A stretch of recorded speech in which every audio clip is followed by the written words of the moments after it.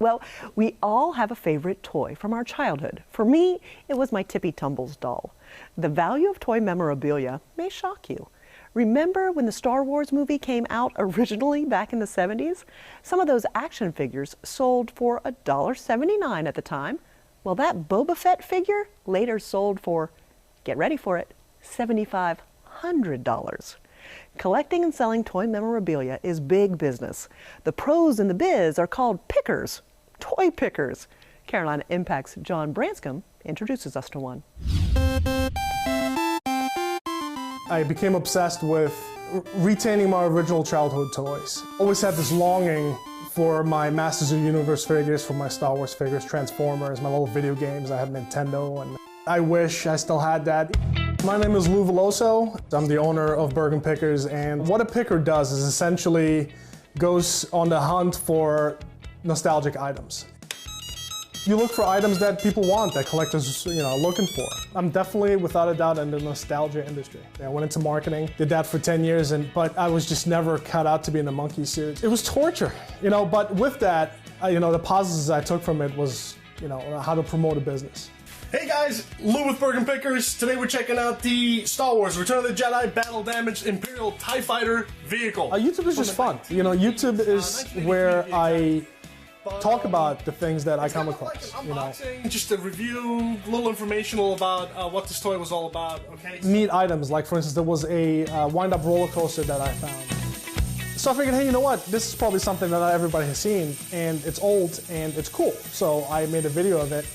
So one of the best items that we've ever found, that I've ever found, is what I call forgotten gifts. It's the best stuff. Original Star Wars toys from 1977, of which Boba Fett was one of them, and that was probably the best find I ever had, because it sold for a pretty penny, and it was $7,500. It's not common. I mean, I've been doing this for about 20 years, when it first started as a hobby in 1998, till now, and it's the only one I've ever found. It takes a lot of work and effort and research, and a lot of blood, sweat, and tears, a lot of mistakes, a lot of trial and error. You also deal with a tremendous amount of competition. There's a lot of word out there right now that, oh, you're a college kid, you're a high school kid, you can make thousands every week. No, it doesn't come that easy. It's all about the right items. It's all about the right condition. It's all about what's in demand. There's a lot of mechanical things. I really enjoy anything mechanical and battery operated, like a 1930s Buck Rogers original wind-up tin toy.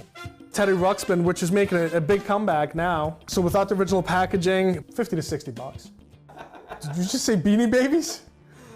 Yeah. If I were Superman, Beanie Babies would probably be my kryptonite. Beanie Babies, we got so many calls about Beanie Babies, and because they were so popular, I understand why everybody thinks they're worth a lot of money now. It's what I call a manufactured collectible. It was not an original toy line like Master Universe, Star Wars. When it first came out, it was made to sell to you to collect. Those collectibles usually do not appreciate in value. Some do, not all of them.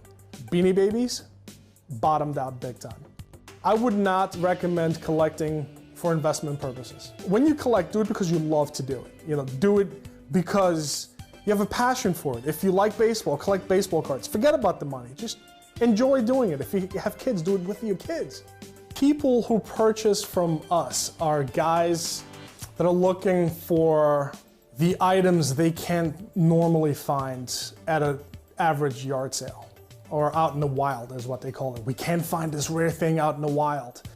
I mean, as a kid, who doesn't have fond memories of playing with their favorite toys? It's like you don't want to grow up. You don't want to get older, So it's probably why I love toys, why a lot of people love toys. It's because you're looking at it, it just makes you feel like a kid. It gives you that excitement. Thanks so much, John.